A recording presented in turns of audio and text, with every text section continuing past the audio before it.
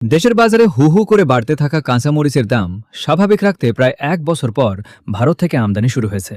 সোমবার ৩ আগস্ট চাঁপাইনবাবগঞ্জের সোনা মসজিদ স্থলবন্দর দিয়ে প্রথম চালানে ১২টি ট্রাকে করে ৩৫ মেট্রিক টন কাঁচামরিচ দেশে এসেছে। সাম্প্রতিক সময়ের অতিবৃষ্টি ও বন্যার কারণে দেশের বিভিন্ন অঞ্চলে কাঁচামরিচের ক্ষেত ক্ষতিগ্রস্ত হয়।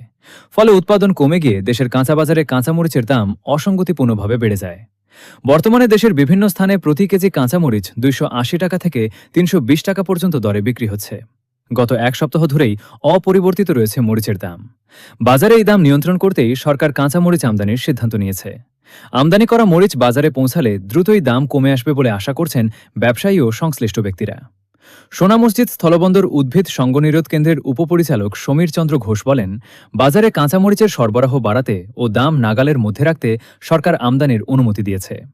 সোনা মসজিদ স্থলবন্দর দিয়ে মোট ৭৭টি আমদানিকারক প্রতিষ্ঠানকে ২৮,৯৫০ মেট্রিক টন কাঁচামরিচ আমদানির অনুমতি দেওয়া হয়েছে।